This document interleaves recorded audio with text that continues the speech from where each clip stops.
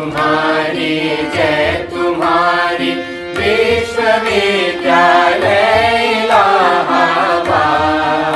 जय जय तुम्हारी विश्वविद्यालय इलाहाबाद।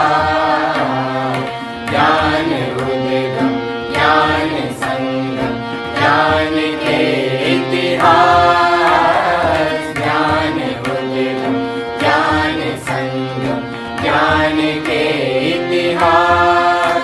शत शत नमन है विश्वविद्यालय इलाहाबाद। सुंदरम सत्यम शिवम अवधारणाधार। जय तुम्हारी विश्वविद्यालय इलाहाबाद। जय तुम्हारी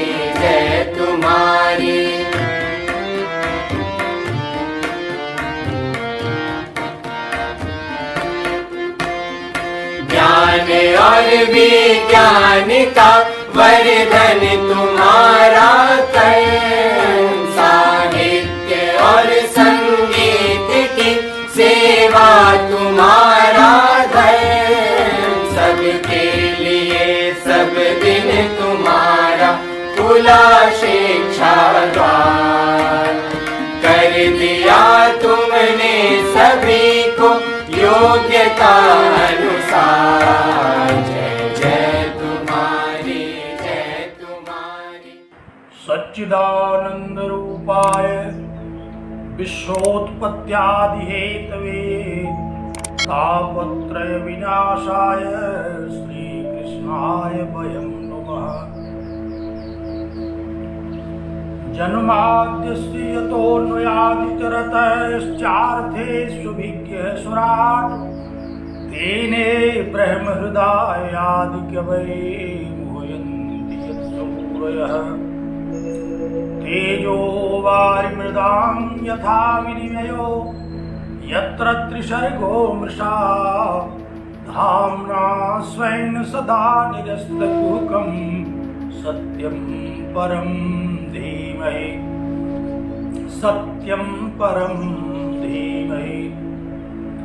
यं प्रव्रजन्तमनुपेतमपेतकृत्यं द्वैपायनो विरह कातरया जुहाव।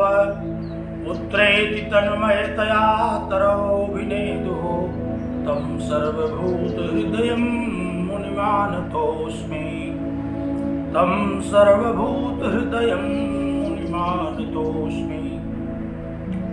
ॐ पूर्णमदः पूर्णमिदं पूर्णात् पूर्णमुदच्यते पूर्णस्य पूर्णमादाय पूर्णमेवावशिष्यते।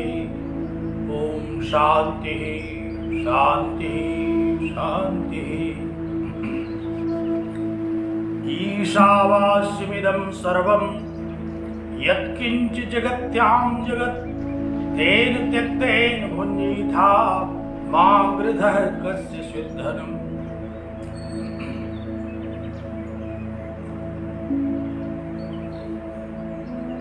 जगत विश्रुत इलाहाबाद विश्वविद्यालय प्रयागराज के स्नातक परास्नातक और शोध संवर्ग के प्रिय मेधावी छात्रों और छात्राओं,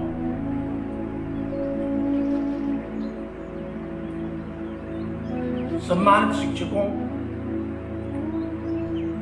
और आदरणीय वेदांत अनुरागी सज्जनों,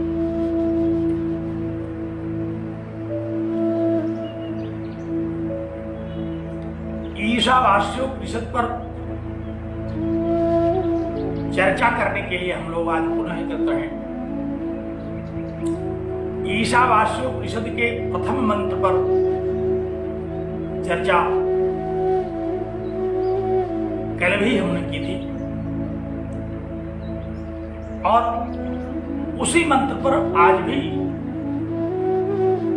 चर्चा को अग्रसर करते हैं। बहुत ही महनीय शास्त्र है यह। इस शास्त्र का ज्ञान आप लोगों का कल्याण करे, आप लोगों का मंगल करे। इस शुभकामना के साथ में नित्य शुद्ध बुद्ध मुक्त परम पिता परमेश्वर से यह प्रार्थना करता हूं कि आपका चित्त एकाग्र हो, बुद्धि कुशाग्र हो और इस शास्त्र पर चिंतन करने में, इसको अधिगत करने में, हृदयंगम करने में आप समर्थ हो। तो कल हम लोग इस प्रथम मंत्र पर चर्चा कर रहे थे और इस मंत्र को समझने के लिए इस मंत्र में आए हुए पदों पर उनकी मीमांसा भी कर रहे थे। तो एक बार पुनः दृष्टि डालें इस मंत्र पर, स्मरण करें कि कल हम लोग कहां थे, कहां चर्चा हो रही थी, उसके आगे आज आरंभ करते हैं। ओम ईशावास्यमिदं सर्वं यत् किंच जगत्यां जगत् तेन त्यक्तेन भुञ्जीथाः मा गृधः कस्यचित् धनम्। इस मंत्र में आए हुए पदों पर हम लोग विचार कर रहे थे। प्रथम पंक्ति में अन्वय के अनुसार, मुझे स्मरण है कि अन्वय के अनुसार जो पद आए हुए हैं, अन्वय किसे कहते हैं आप सब लोग जानते हैं। अन्वय हम लोग श्लोकों का, मंत्रों का, काव्यों में जब अर्थबोध करने चलते हैं तो सर्वप्रथम हमारी दृष्टि उसके अन्वय पर जाती है। ये अन्वय क्या है? अन्वय माने क्रम, शब्दों का क्रम। और यह जो शाब्दिक क्रम है, ये हम व्याकरण के आधार पर निर्धारित करते हैं। कर्ता क्या है, कर्म कौन है, करण क्या है, क्रिया क्या है, और फिर कर्ता के विशेषण क्या है, कर्म के विशेषण क्या है, क्रिया के विशेषण क्या है। इन सारे पदों का हम एक क्रम बना लेते हैं, जिससे कि हमें उस श्लोक का, उस मंत्र का अर्थ समझने में सुविधा होती है।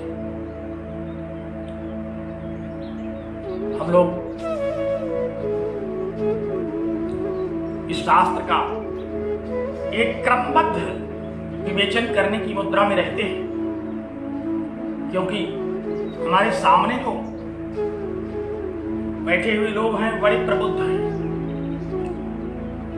इलाहाबाद विश्वविद्यालय में जो कभी प्रवेश कर गया, वो प्रबुद्ध होने पर तो उसका अधिकार हो जाता है। सब बड़े प्रबुद्ध हैं, विद्वान हैं। हमारी वाणी पर उनकी दृष्टि लगी रहती है। और चूंकि शिक्षक भी हैं, मेरी भी यही प्रवृत्ति रही है शिक्षण में, कि उसका क्रमबद्ध विवेचन किया जाए, जिससे कि किसी प्रकार की शाब्दिक, आर्थिक अथवा शास्त्रीय भ्रांति न हो। क्योंकि भ्रम ही तो दूर करने हम बैठे हैं। और अगर हमारे वाक्यों के अर्थों में ही भ्रम पैदा हो गया, तो फिर हम वाक्य का प्रतिपाद्य क्या बताएंगे, फिर वक्तृबोधव्य वैशिष्ट्य क्या होगा, प्रतिपाद्य प्रतिपादक भाव, बोध्य बोधक भाव शास्त्र का इसीलिए बड़ा महत्वपूर्ण है। तो इसी क्रम में हम लोग अन्वय के अनुसार कल पदों पर विचार कर रहे थे, जिसमें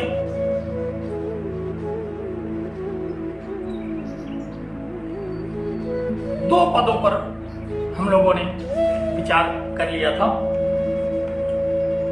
कौन कौन से वे पद थे? जगत्याम जगत,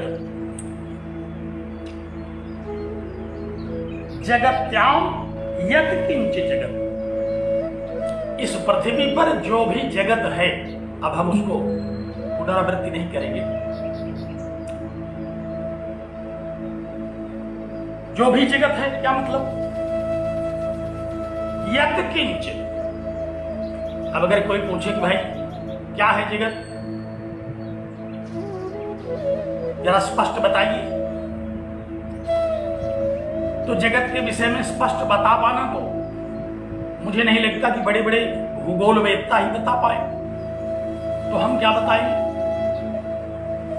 इसलिए उपनिषदकार ने बड़ी चतुराई से यहां एक शब्द रख दिया, यत् किंच, जो कुछ भी है। आप जो सोचते हैं वह, मैं जो सोचता हूं वह, और भी लोग जो सोचते हैं वे, सब समग्र जगत इस यत् किंच के अंतर्गत आ गया। यत् ये संबंध बोधक सर्वनाम है, किसी के साथ इसका संबंध होता है, किसी शब्द के साथ, और यह सर्वनाम होता है। तात्पर्य क्या हुआ इसका, यत् माने जो, सब लोग इस शब्द से बहुत परिचित हैं। यत् माने जो, तो जो भी संसार है, और इसी के साथ एक शब्द और लगा दिया, यत् किंच, जो भी कितना है, क्या है संसार, इसको समझाने के लिए कहा कि भाई जगत कितना है, ये कहना तो संभव नहीं है, अनिश्चय है इसका। कोई ब्रह्मवेत्ता है इस जगत को जान पाएगा, क्योंकि जगत को जाना नहीं जा सकता। जगत अनंत है, विविध है, और जगत को जानने अगर हम चलें तो कितनी वस्तुओं को जानेंगे। इसीलिए वेदांत शास्त्र कहता है कि जगत को मत जानो, जगत के उस परम कारण को जानो। एक को ही जान करके आप सब जान जाएंगे। उस परम कारण को अगर आप समझ जाते हैं तो इस विविधात्मक नाम रूपात्मक जगत को समझ लेंगे। इसीलिए जगत विचार आरंभ नहीं किया, ब्रह्म विचार आरंभ किया वेदांत शास्त्र। इसीलिए क्या कहा कि हम वेदांत का जो प्रतिपाद्य है ब्रह्म, इस जगत का जो परम कारण है ब्रह्म, इस जगत का जो अभिन्न निमित्तोपादान कारण है, वही इस जगत का निमित्त कारण भी है, वही इस जगत का उपादान कारण भी है। उसको जब हम समझ जाएं, कवियों ने भी कहा एक ही साधे सब सद है। एक को साध लिया गया अगर तो सब सद गया, एक पर लक्ष्य बना लिया गया, एक को अगर हमने विचार का विषय बना लिया और उसको समझ लिया तो सब समझ जाएंगे। आप लोगों को वह उपनिषदों की कथा याद होगी। एक शिष्य गुरुकुल से अध्ययन करके लौटा, जब बड़ा प्रगल्भ था, बहुत विद्वान, बहुत बड़ा तार्किक, लौट करके आया तो उसको अपनी विद्वता का और भी दम्भ हो गया। प्राय हम लोगों को अपनी विद्वता का दम्भ होने लगता, जबकि शास्त्रों ने कहा कि विद्या ददाति विनयम, विद्या तो विनय को देती है, लेकिन पता नहीं कहां से दंभ को भी दे देती है। तो बड़ा दंभी, बहुत अहंकारी वह शिष्य था, और बात बात में उसके अहंकार प्रदर्शित होता था। उसके पिता भी बहुत बड़े महर्षि थे। उन्होंने पूछा एक दिन बुला करके कि बेटा तुमने सारा शास्त्र पढ़ लिया?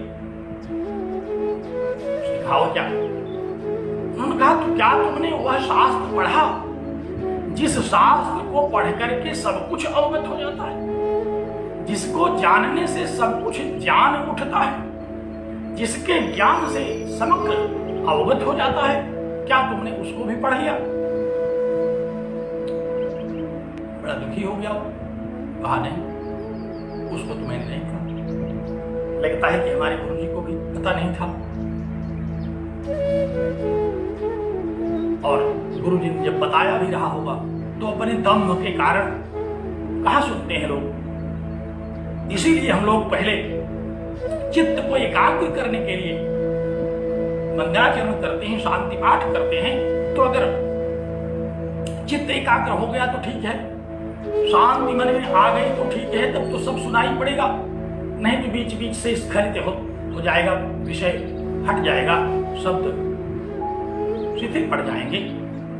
तो फिर उस आचार्य ने कहा कि देखो, वह परमात्मा ही है जिसको जानने से सब कुछ अवगत हो जाता है। सब कुछ जानने की आवश्यकता नहीं है, केवल एक अद्वैत परम तत्व, परम सत्ता को जानो, उसी से सब कुछ अवगत हो जाएगा। उसी विषय को यहां ग्रहण किया आचार्य ने। कहा कि ईशावास्यमिदं सर्वम, यह इदम सर्वम यत् किंच, यत् किंच माने जो भी कुछ, किंच, अब यहां किम शब्द से चित प्रत्यय लग गया।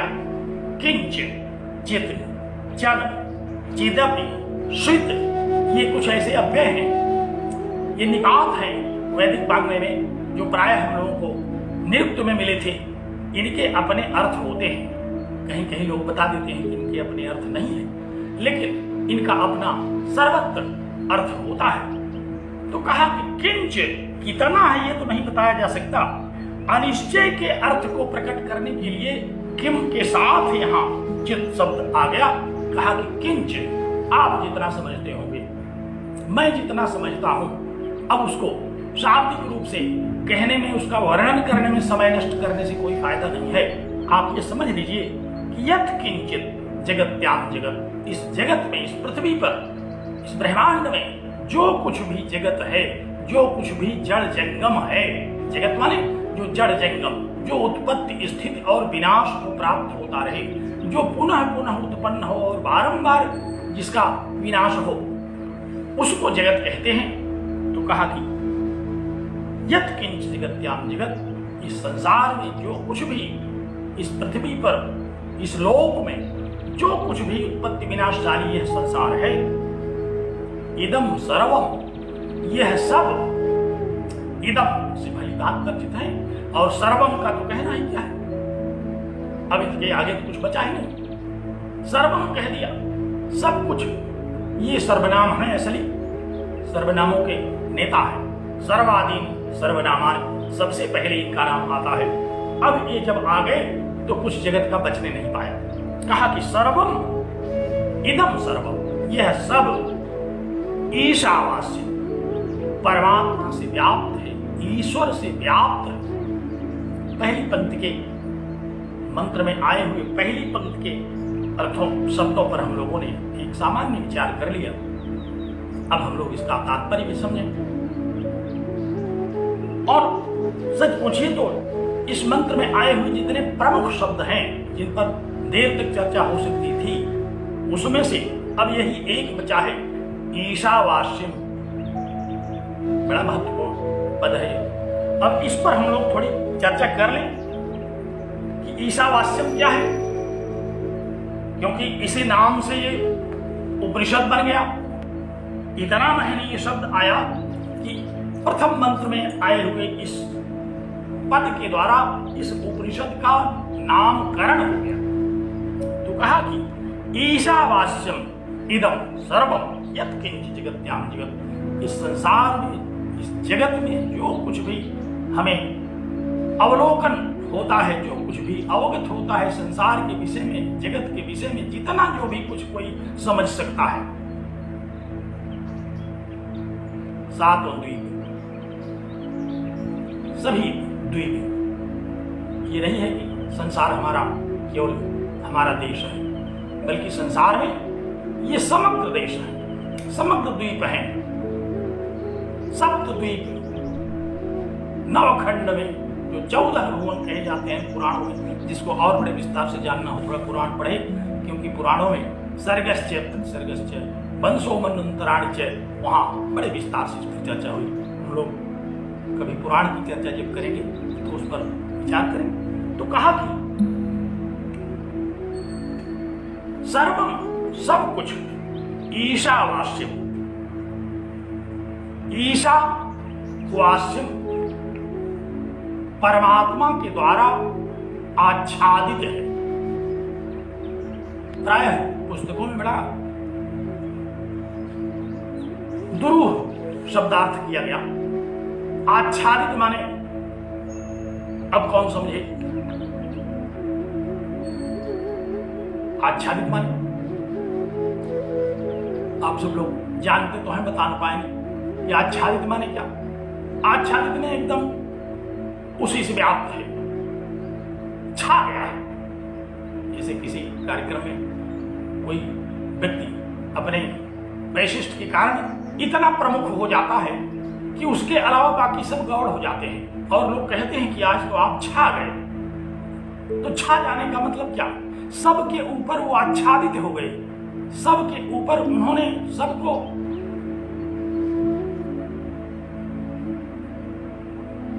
श्रीहीन कर दिया, अभिभूत कर दिया।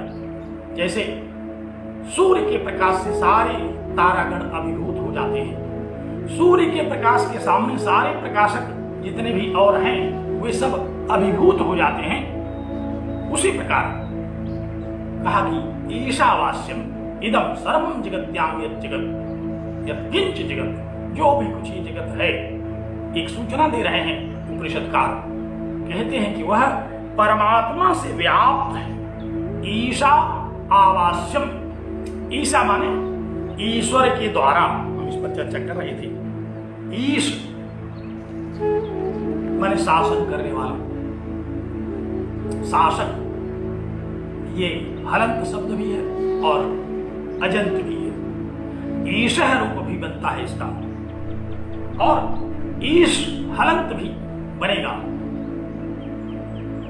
जो हलंत शब्द है उसका तृतीया विभक्ति एक वचन में ईशा बन जाता है, और जो अजंत है उसका तृतीया एक वचन में ईशेन स्वरूप बन जाता है। ये व्याकरण के जो मर्मज्ञ है सब जानते हैं क्यों बन जाता है। क्योंकि शब्दों को बनाना, शब्दों का एक स्वरूप सुनिश्चित करना, उनका अर्थ सुनिश्चित करना, ये शास्त्र को प्रकट करने का माध्यम है।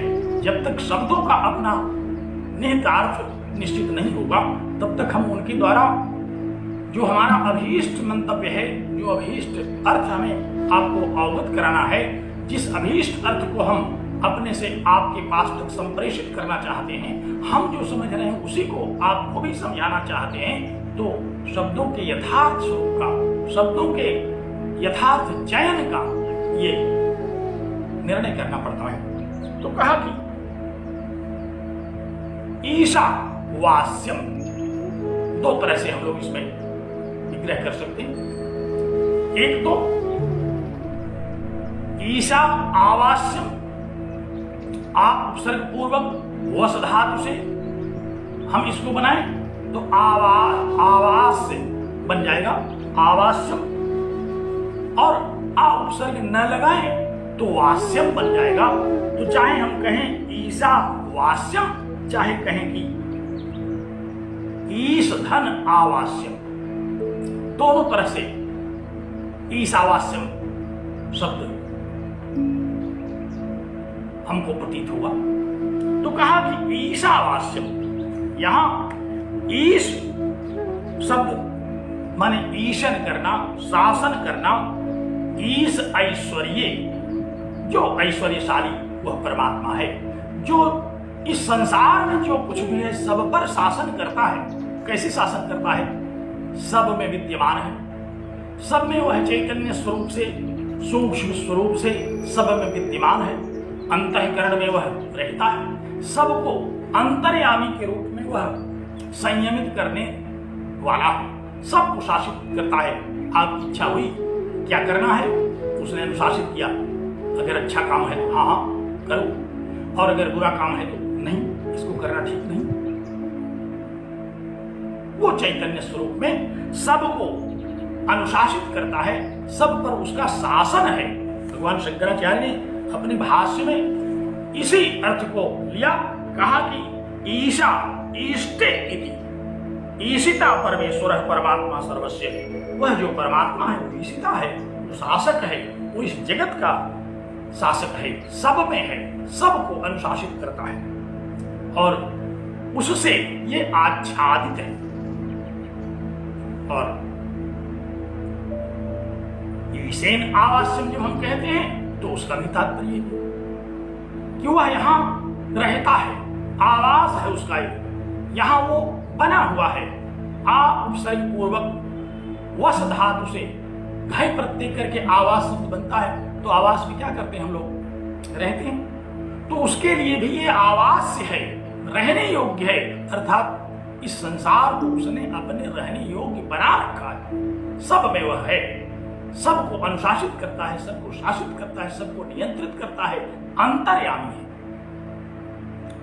तो ईशावास्य ऐसा है परमात्मा, जो कि इस संसार में जो भी कुछ है सबको नियंत्रित करता है। इदम सर्वम, यह सब। अब आप ध्यान से जरा विचार करें, हम लोग जब मंगलाचरण कर रहे थे तो वहां पूर्णमदः पूर्णमिदम दोनों शब्द आए थे, और यहां भी इदम सर्वम जगत्याम जगत यत्किंचित्, इस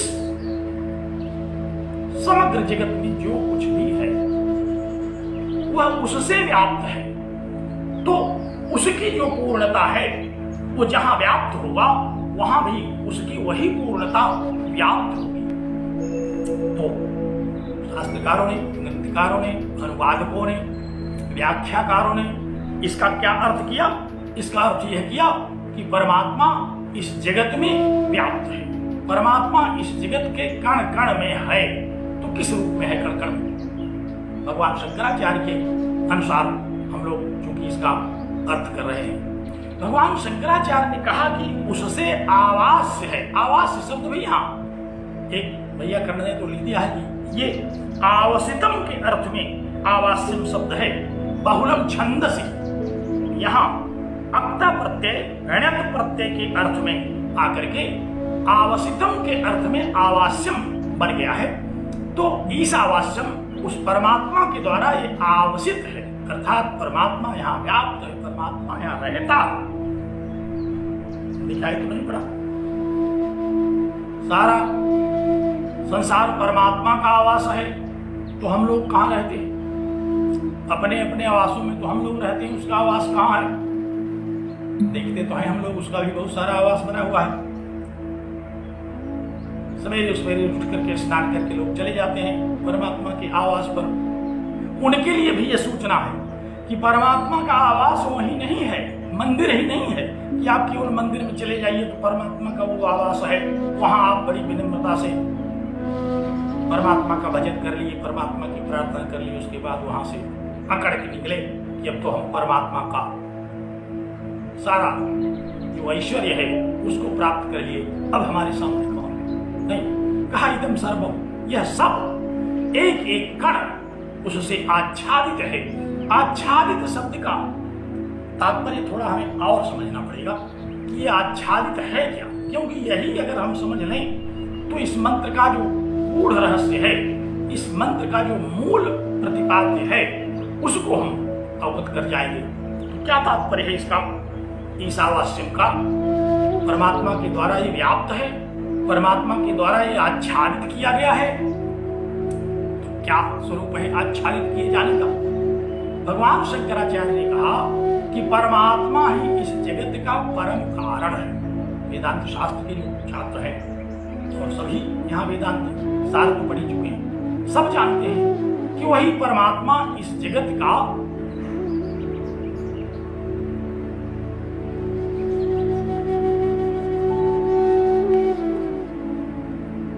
किसी ने बड़ी लंबी टिप्पणी लिखी,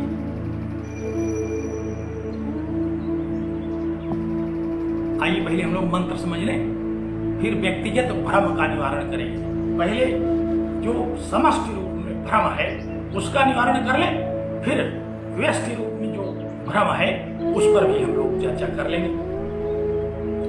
तो ईशावास्यम सर्वम, यह सारा का सारा जगत जो कुछ भी संसार में है, पृथ्वी में है, सृष्टि में है, जो भी विविधात्मक नाम रूपात्मक जगत है, ये परमात्मा के द्वारा बनाया गया है। परमात्मा इसका रचयिता है और किस रूप में रचयिता है, वही इसका परम कारण है, वही इसका निमित्त कारण भी है, वही उसका उपादान कारण भी है। और उसी की शक्ति के द्वारा हम लोग वेदांत सार में पढ़ते हैं, परमात्मा की जो माया शक्ति है, उस शक्ति के भी जो उसकी जो दो शक्तियां हैं, आवरण और विक्षेप, उसके द्वारा इस जगत की रचना की गई। जगत की रचना का जो स्वरूप है उसको पढ़ना हो तो आप वेदांत सार एक बार पुनः पढ़ जाइए, वहां आपको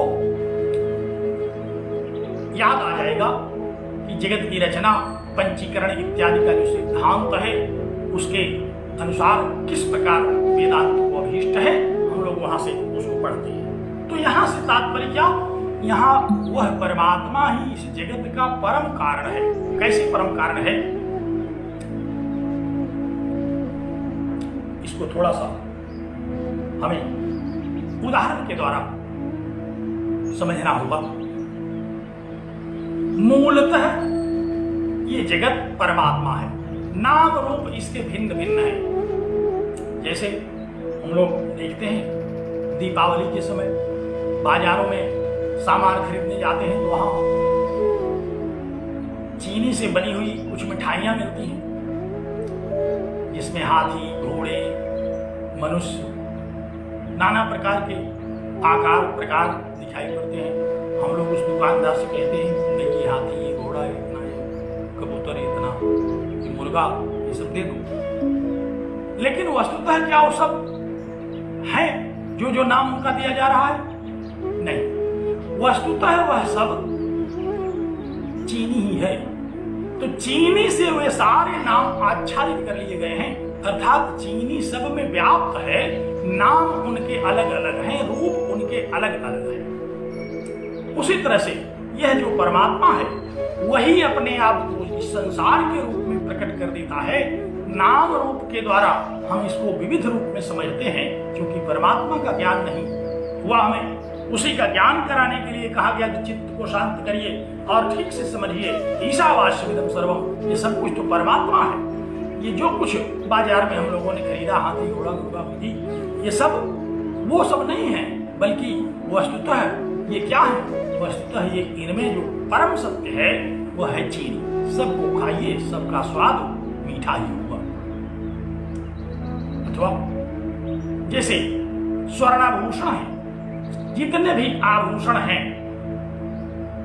चूड़ी, हार, कंगन, वो तो विशेष इसके प्रकारों का बहुत ज्ञान नहीं, यहां पढ़ा हम लोगों ने, ये सब स्वर्ण विनिर्मित है। अब इनके नाम तो अलग अलग हैं, रूप भी अलग अलग है, इनका स्वरूप भी अलग अलग है, लेकिन वस्तुतः वो है क्या? सब स्वर्ण से आच्छादित है। अगर कोई पूछे ये सब जितने भी प्रकार के नाम रूप आपने आभूषणों के गिराए, ये किससे आच्छादित हैं? तो आप कहेंगे अरे ये सब स्वर्ण है, सोने से आच्छादित हैं, इनका नाम रूप अलग अलग है। और जब आप उस आभूषण को पुनः उसी सोनार के पास ले जाकर के बेचने जाते हैं तो क्या वह अलग अलग आभूषणों का दाम देता है? वो अलग अलग आभूषणों का दाम नहीं देता, बल्कि वह सोने का दाम देता है। वो सबको तौल लेता है और तौल करके फिर से गला देता है और कहता है कि इसमें इतना शुद्ध स्वर्ण है और इतने मूल्य का वह हुआ, आपको इतना दाम दिया जा सकता है। तो जितने भी आभूषण हैं, जितने भी नाम रूप में हैं आभूषण, वे सारे के सारे आभूषण किससे आच्छादित हैं? स्वर्ण से आच्छादित हैं। जितनी भी मिठाइयां हैं वो सब किससे आच्छादित हैं? चीनी से आच्छादित है। मिट्टी से हम घट बनाते हैं, घट, और भी जो मिट्टी के बर्तन हैं, दीपक जलाने के लिए हम देली इत्यादि जो बना देते हैं, नाद से लेकर के छोटे से छोटा जो भी पात्र हम बनाते हैं वो सब मिट्टी से आच्छादित है। हम वहां उस दुकान पर तो एक एक नाम लेकर के कहते हैं कि भाई ये चीज दे दीजिए, ये चीज दे दीजिए, ये चीज दे दीजिए, लेकिन वस्तुतः क्या है? वस्तुतः सब किससे आच्छादित है? सब मिट्टी से आच्छादित है। मिट्टी व्याप्त है सब में, मिट्टी के अतिरिक्त और कुछ नहीं है। स्वर्णाभूषणों में सोने के अतिरिक्त और कुछ नहीं है परमार्थतः। उसी तरह से इस संसार में परमात्मा के अतिरिक्त और कुछ नहीं है, सब कुछ यह परमात्मा ही है। तो इस श्रुति ने, इस उपनिषद मंत्र ने हमें यह सूचना दी। क्या सूचना दी? कहा कि ईशावास्यमिदं सर्वम्, यह सब कुछ परमात्मा के द्वारा विनिर्मित है। ये परमात्मा के विविध रूप हैं, लेकिन आप इनको परमात्मा नहीं समझ पा रहे हैं, इनको आप जगत समझते हैं। ध्यान से सुनिए, ध्यान से सुनेंगे तो बात समझ में अवश्य आएगी। हमने इस शब्द पर विचार किया, ईशावास्यम इदं सर्वम यत्किंच जगत्याम जगत। तो मुझे लगता है कि प्रथम पंक्ति में आए हुए जितने शब्द हैं, उन सारे शब्दों पर हम लोगों ने एक सामान्य चर्चा तो कर ली। अब पूरे मंत्र पर हम चर्चा करते हैं। जहां जो शब्द आएंगे उनका जो व्याकरण सम्मत स्वरूप होगा, हम लोग वहीं उसकी चर्चा कर लिया करेंगे, क्योंकि एक बार हम शब्द चर्चा करते हैं तो समय बहुत लगता है। किसी प्रबुद्ध श्रोता ने कल कहा, गुरुजी तो फिर केवल शब्दों पर ही बहुत दिन तक विचार होगा। मैंने कहा भाई, शब्द विचार के बिना वाक्य विचार होगा कैसे? तो शब्दों में मुख्य मुख्य जो शब्द हैं, वाक्य में कुछ शब्द बड़े मुख्य होते हैं और कुछ अमुख्य होते हैं। और मुख्य शब्दों का अगर हमको अर्थ आ गया तो अमुख्य शब्दों का अर्थ एक बार प्रायः न भी आए तो हम लोग अर्थ लगा लेते हैं। कई बार ऐसा देखते हैं कि कुछ शब्द ऐसे भी हैं जहां कुछ शब्दों का अर्थ नहीं आता, तो भी हम अर्थ बैठा लेते हैं। कोई एक अर्थ कहते हैं, आओ बैठो तुम ही हो अर्थ। तो मुख्य मुख्य शब्दों को समझ करके हम अमुख्य शब्दों को भी समझ जाते हैं, उस अर्थ का भावार्थ का बोध कर लेते हैं। तो उपनिषदकार ने मंगलाचरण में जो सिद्धांत हम लोगों को समझने के लिए पहले ही प्रस्तुत कर रखा है, ओम पूर्णमदः पूर्णमिदं पूर्णात् पूर्णमुदच्यते, उसी की व्याख्या तो इस मंत्र में हो रही है। ध्यान से आप सुनेंगे तो हमारे सारे वक्तव्य का आशय यही है कि आप उस मंगलाचरण में आई हुई उस पंक्ति को ठीक से समझ जाएं। और पुनः एक बार देखिए, इस दृष्टि से आचार्य कहते हैं, ऋषि कहते हैं कि ईशावास्यमिदं सर्वम यत्किंचित् जगत्याम जगत्, इदं सर्वम यत्किंचित्।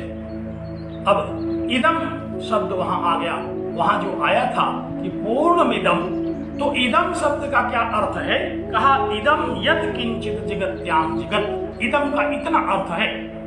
मंगलाचरण में आए हुए पूर्णमिदं में जो इदं शब्द है उसका तात्पर्य सुनिश्चित करते हुए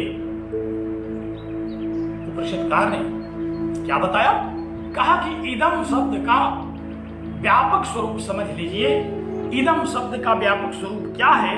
कहा कि यत् किंच जगत्याम जगत् इदं सर्वम, इदं सर्वम, यह सब इस पृथ्वी पर, इस संसार में जो भी कुछ उत्पत्ति विनाशाई है, यह सब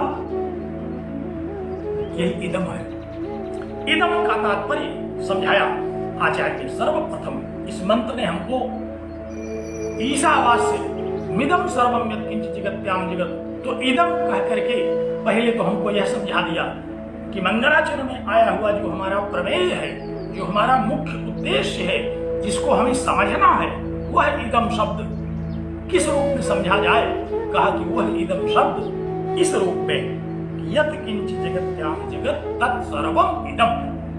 इस संसार में जो कुछ भी है, जितने भी नाम रूप स्वरूप जीव जंतु जो भी हमको दिखाई पड़ रहे हैं, वे सब इदम शब्द के द्वारा यहाँ कह दिए गए।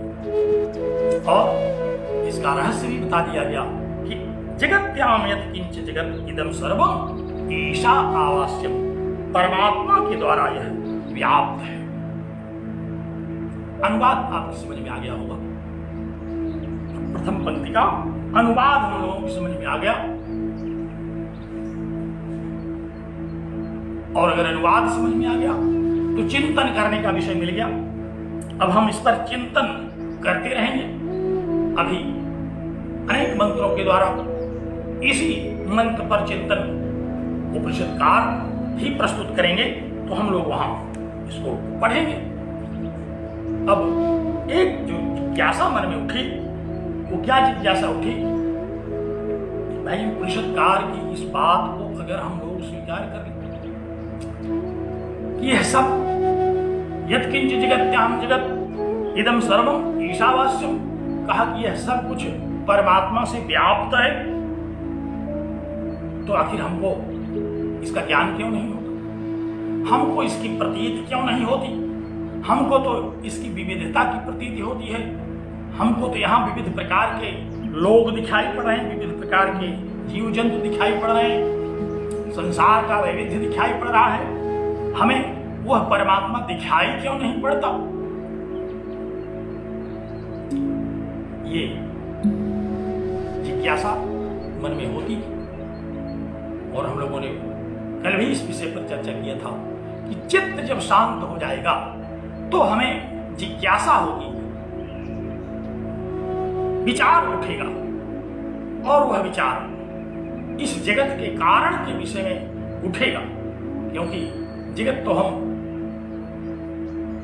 लगातार समझते रहते हैं, उसी को समझने के पीछे तो हम अशांत हो गए, उसी को समझने के पीछे तो पागल हो गए हैं, उसी को समझने के कारण तो लोग नाना प्रकार की दुर्दशाओं को प्राप्त हो रहे हैं, और चित्त अशांत हो गया है। परंतु जैसे ही चित्त शांत हुआ, ओंकार का जैसे ही स्मरण हुआ, जैसे ही चित्त में निर्मलता आई, जैसे ही नितांत निर्मल अंतःकरण हुआ, वैसे ही हमें जिस तत्व की जिज्ञासा हुई उस तत्व पर विचार करना है।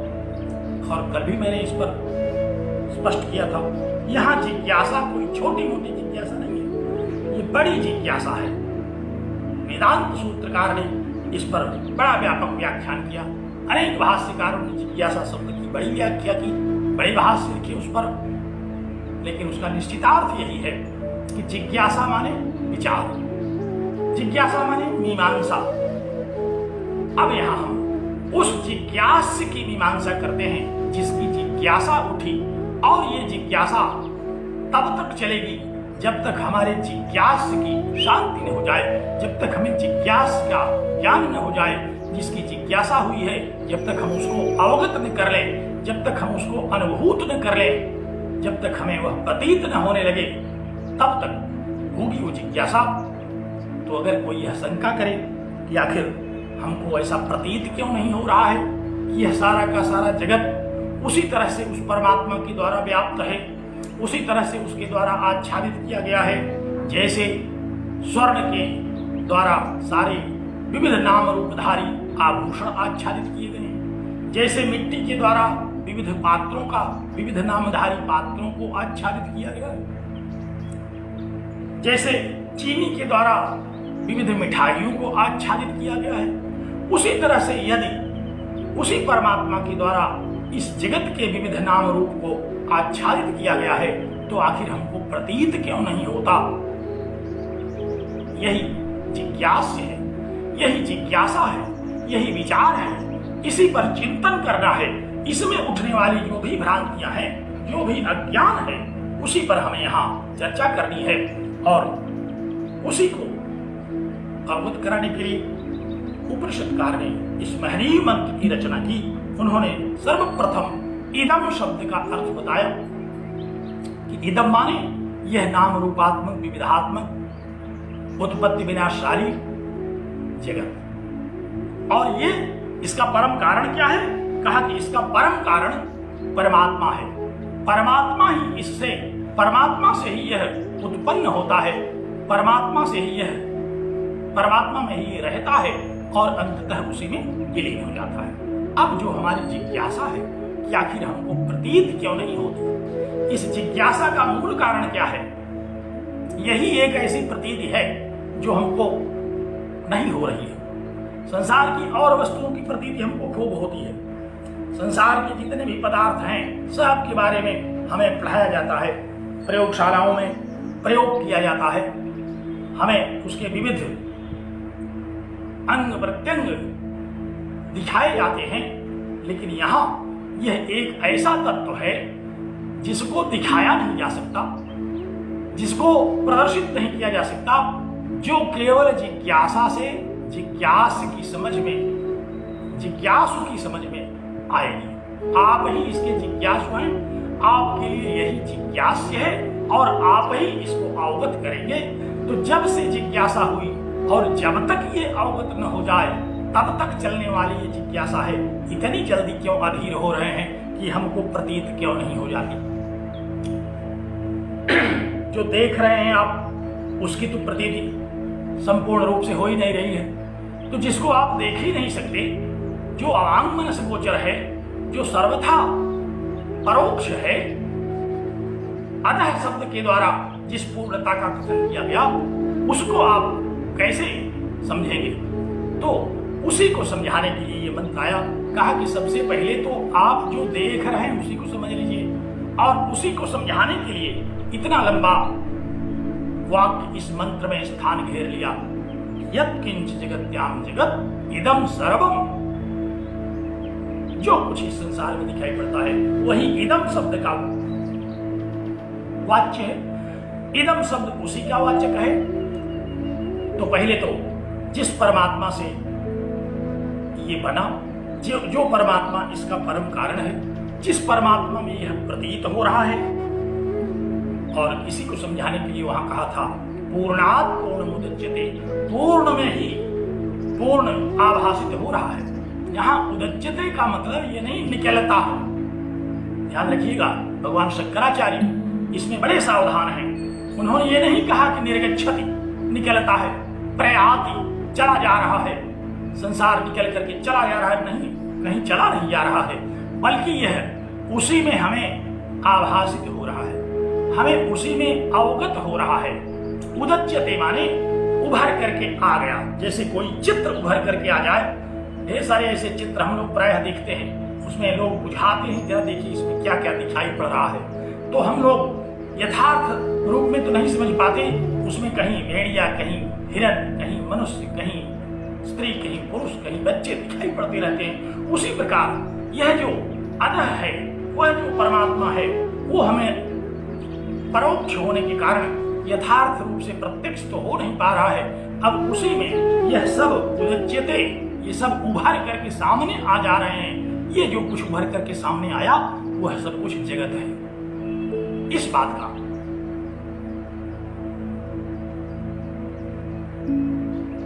विवेचन उपनिषदकार ने इस मंत्र के प्रथम वाक्य में उपस्थित किया। कहा कि ये वस्तुतः पैदा नहीं हुआ, बल्कि वस्तुतः प्रकट हुआ। ऐसे हमें ऐसा आभास होता है। आभास माने अवगत होता है, और ये अवगति जो है सत्य नहीं है, क्योंकि बाधित होती है। तो फिर क्या है? कहा कि ये प्रतिभास है। इसीलिए इसको कहा जाता है कि प्रतिभास।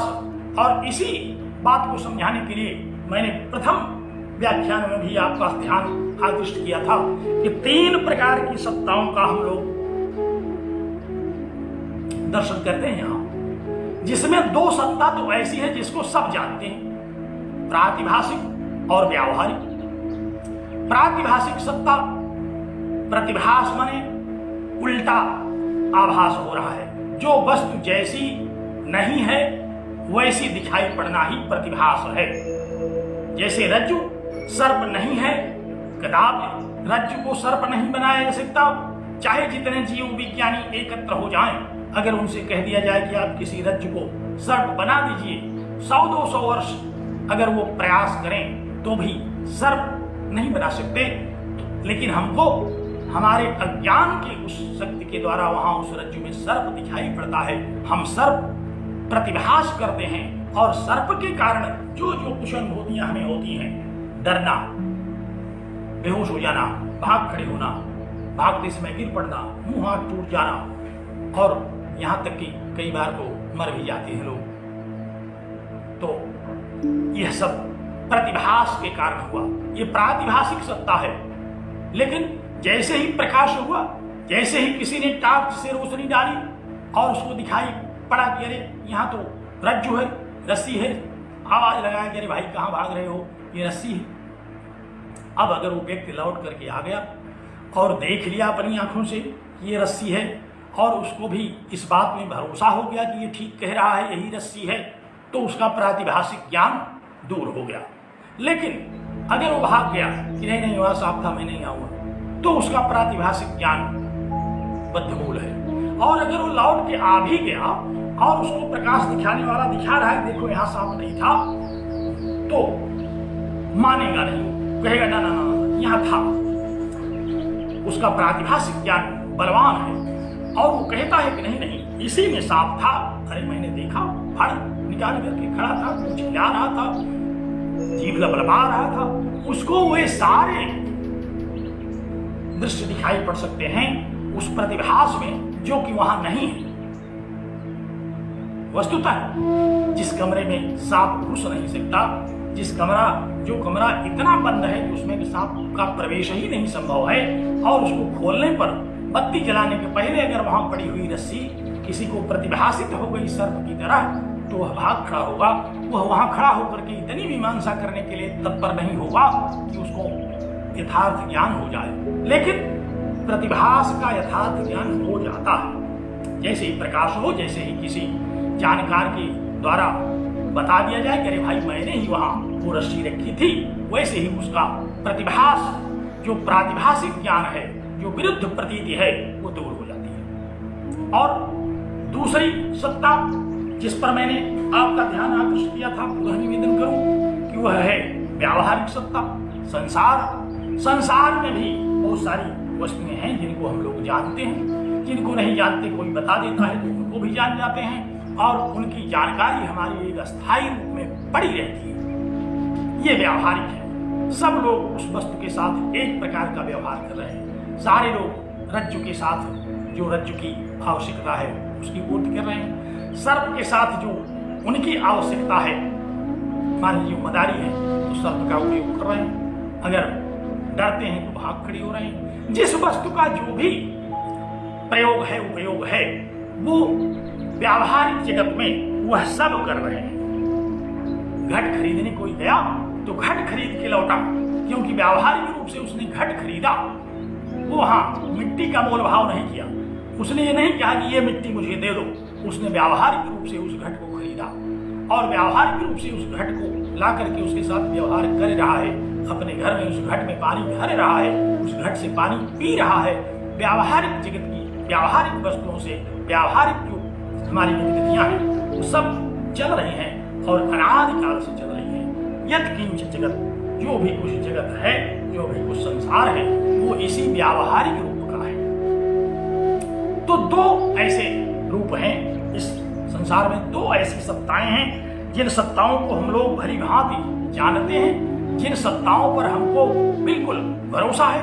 प्रातिभासिक सत्ता के बारे में हम जानते हैं कि ये भ्रम है, ये अध्यास है, ऐसा हो जाता है हमारी इंद्रिय के दोष से, हमारे अज्ञान के कारण, और हमारा वह अज्ञान दूर भी हो जाता है। व्यावहारिक जगत में हमें सारी व्यावहारिक वस्तुओं का बोध है, उनके साथ हम व्यवहार करते हैं, लेकिन एक ज्ञान नहीं होने पा रहा है कि हम यह समझ जाएं कि ये परमात्मा है, हम ये समझ जाएं कि ये ईशावास्य है, ये परमात्मा से आच्छादित है।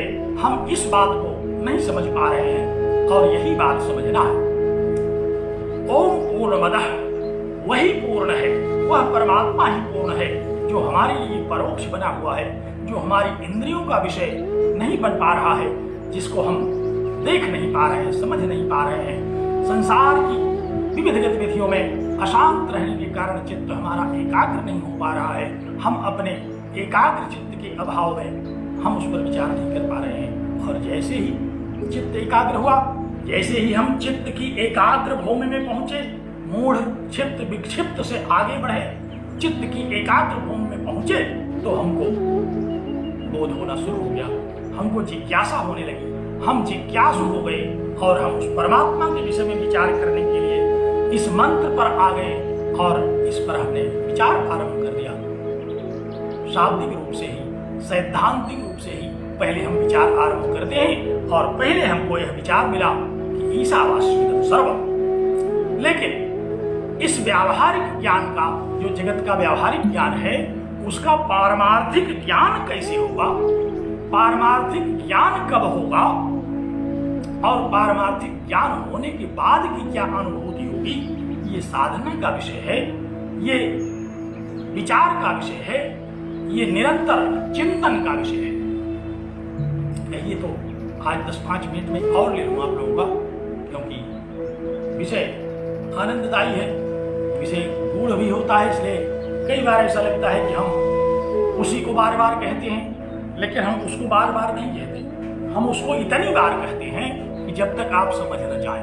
बार बार तो उसको कहा जाता है जो आप समझ गए हो, और फिर भी हम दोहरा रहे हो। ऐसा हम नहीं कर रहे हैं कि आप समझ गए और हम फिर भी दोहराए जा रहे हैं, क्योंकि हमको ही नहीं समझ में आया तो आपकी समझ में भी कहां से आ जाएगा।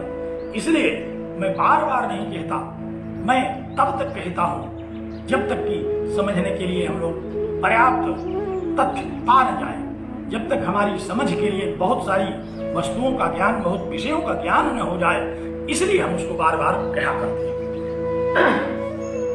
तो मैं कह रहा था कि क्यों हमको प्रतीत नहीं होती कि ये जगत ईशावास्यम है, ये जगत परमार्थ तत्व है, ये जगत परमात्मा है। परमात्मा में ही यह जगत हमको उभर करके सामने दिखाई पड़ने लगा है। अरे परमात्मा में परमात्मा दिखाई पड़ता तो अच्छी बात थी, ये जगत क्यों दिखाई पड़ने लगा? अब इसके लिए शास्त्रकारों ने विचार का उपदेश दिया, कहा कि विचार कीजिए। और आप ध्यान से देखिए, इस मंत्र में कई बातें कही गई। मुख्य रूप से इस मंत्र के 3 उपदेश वाक्य यहां देखने को मिल रहे हैं। आप ध्यान से सुनिए। पहला क्या? ईशावास्यमिदं सर्वम्। यह सारा का सारा जगत परमात्मा है, परमात्मा से आच्छादित है, परमात्मा ही इसका परम कारण है। लेकिन हमको यत्किंच जगत्याम जगत्किदं सर्वम्, यह जो कुछ जगत दिखाई पड़ रहा है, परमात्मा के यथार्थ ज्ञान न होने के कारण इसमें हमें जगत का प्रतिभास हो रहा है। तो प्रतिभास हमको दिखाई पड़ रहा है, परमात्मा का उल्टा ज्ञान, क्योंकि परमात्मा तो नित्य शुद्ध बुद्ध शुद्ध स्वभाव है, अजो नित्य शाश्वतोयम पुराण है, वह उत्पत्ति विनाशशाली नहीं है, नित्य है। लेकिन ये जगत उसके विरुद्ध स्वरूप वाला हमको दिखाई पड़ रहा है। ये अनित्य है, ये उत्पत्ति विनाशशाली है, ये मिथ्या है, परिवर्तनशील है।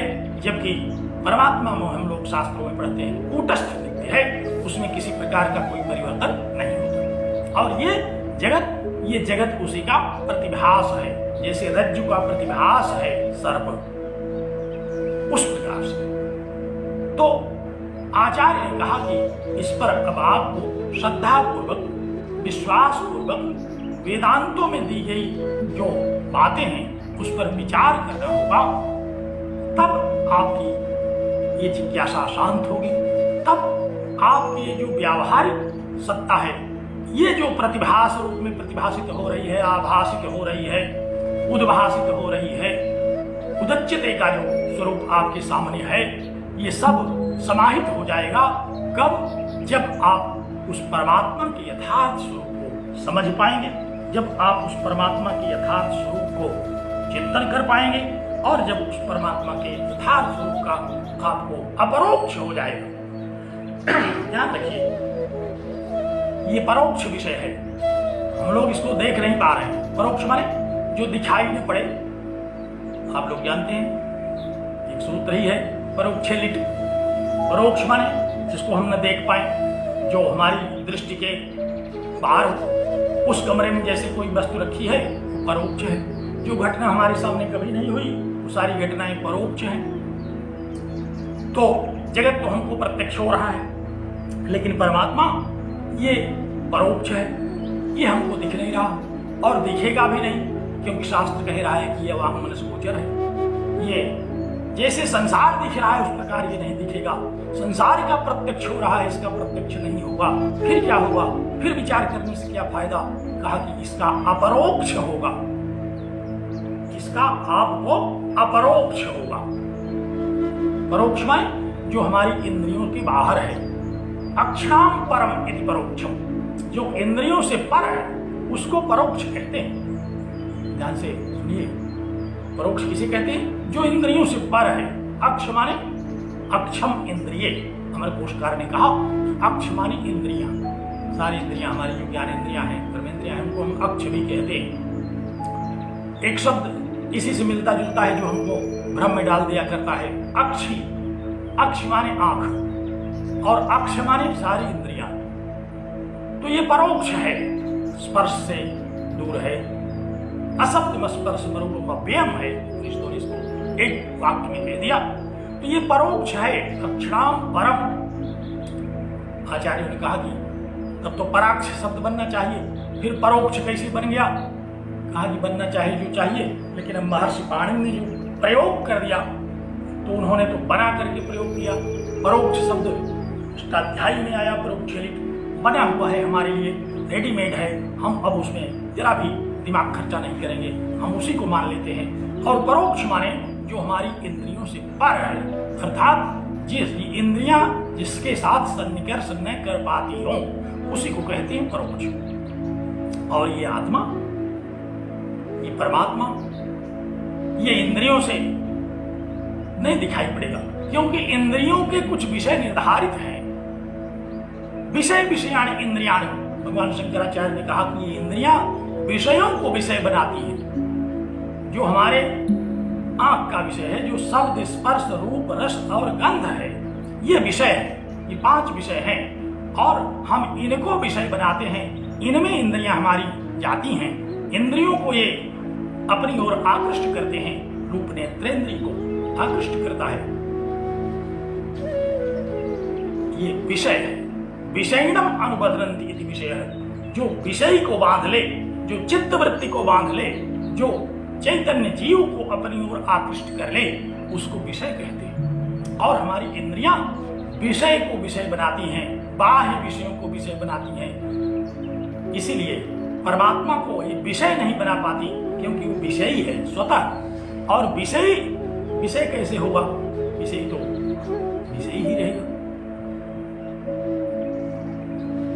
तो अपरोक्ष होता है इसमें।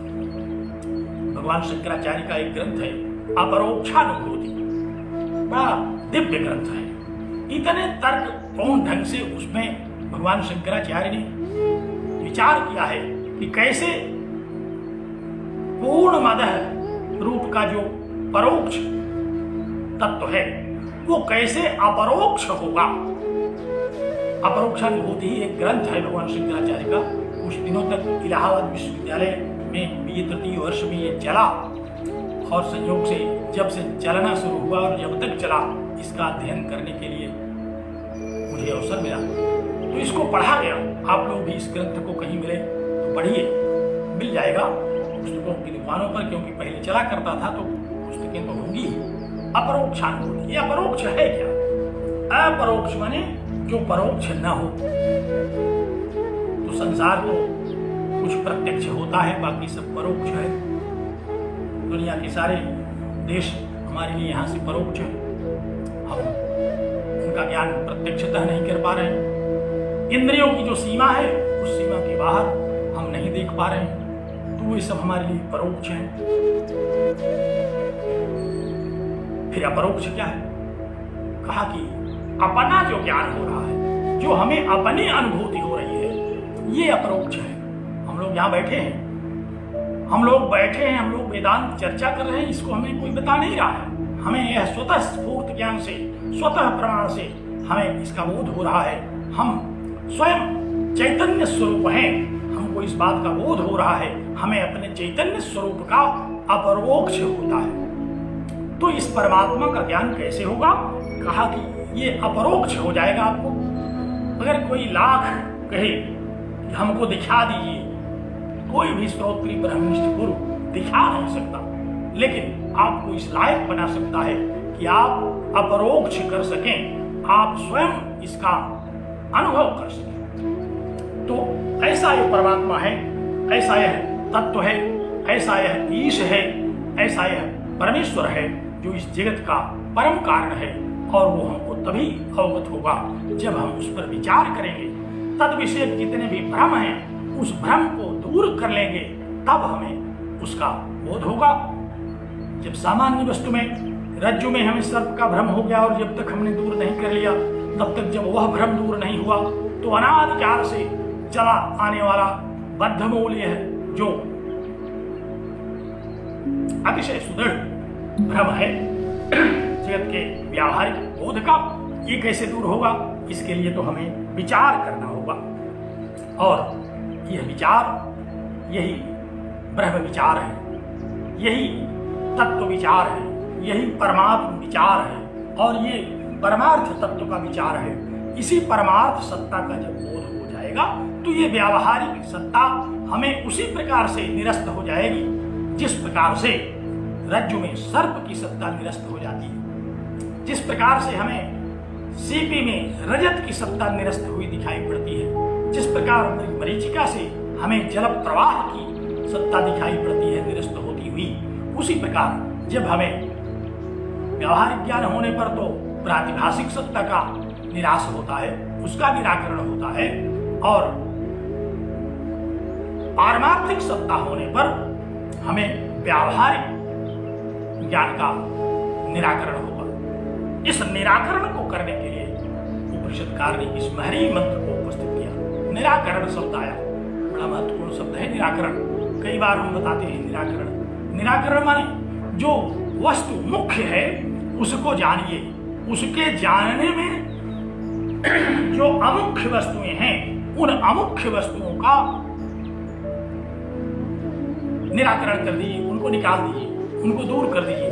जैसे खेती में हम लोग निराई करते हैं, जो वस्तु, जो फसल बोते हैं, उसके अलावा उसमें जो भी कुछ उगाता है उसको काट के बाहर निकाल देते हैं, निराई करते हैं, यही निराकरण है। तो इस परम तत्व के अलावा जो परमात्मा इस जगत का परम कारण है, इसके अलावा हमें जो कुछ दूसरा कुछ प्रतीत हो रहा है, जिस कारण से हमें इसकी परम सत्ता का, इसकी जगत कारणता का बोध नहीं होने पा रहा है, उसी को निराकरण करना है, उसी को दूर करना है।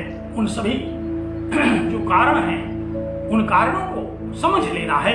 जैसे ही हम समझ लेंगे वैसे ही हमको इस परम तत्व का, इस परमात्मा का अपरोक्ष होगा, वैसे ही हमें इसका अनुभव होगा।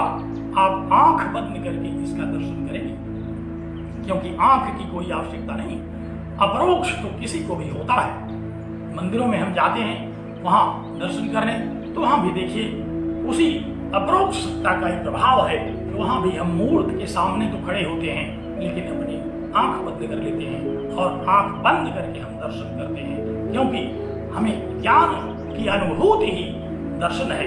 एकमेव दर्शनम ख्यातिरेव दर्शनम। जब तक हमको ज्ञान न हो जाए तब तक दर्शन नहीं होगा। लाख आप चक्कर काटते रहें, लाख आप मंदिरों का चक्कर काटें, आपको ज्ञान कब होगा?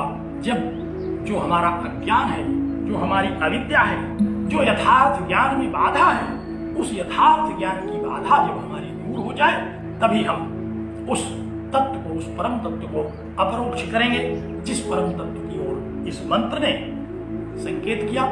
इसी बात को उपनिषदकार ने कहा, ईशावास्यमिदं सर्वम् यत्किंच जगत्याम जगत्। यह जो संसार है, जो प्रतिभासित हो रहा है, जो आभासित हो रहा है, जो पूर्ण परात्पर परमात्मा में हमको प्रतीयमान हो रहा है, हमारे अज्ञान के कारण जो यथार्थ रूप हमको परमात्मा का नहीं दिखाई पड़ रहा है, ये सब तब तक रहेगा जब तक कि आप परमात्मा का यथार्थ ज्ञान नहीं कर लेंगे। और कैसे यथार्थ ज्ञान होगा उसका विवेचन इस मंत्र में हम पुनः करेंगे, क्योंकि समय अब हो रहा है, आप लोगों की व्यस्तताएं भी और होंगी। कल हम इस पर चर्चा करेंगे ईशावास्यमिदं सर्वम का और इस पूरे मंत्र का, कि इसमें क्या क्या और उपदेश क्या उपनिषदकार ने, क्योंकि ये शब्द, ये मंत्र जितने छोटे दिखाई पड़ते हैं, ये उतने छोटे नहीं हैं, इनमें बड़ी बात है, अखंड ब्रह्मांड इनमें व्याप्त है। अखंड ब्रह्मांड को बड़े धैर्य से चित्त को एकाग्र करके आपको समझना होगा। और जल्दी में मत रहिए कि जल्दी से बता क्यों नहीं देते। जल्दी से क्या बता दें तो कल आप क्या कर लेंगे, कल कहाँ चले जाएंगे। इसलिए इस पर विचार करिए चित्त को स्थिर करके। तो आइए हम लोग पुनः मंगलाचरण करते हैं। ओम पूर्णमदः पूर्णमिदं पूर्णात् पूर्णमुदच्यते पूर्णस्य पूर्णमादाय पूर्णमेवावशिष्यते। ओम शांति शांति शांति। नमस्कार।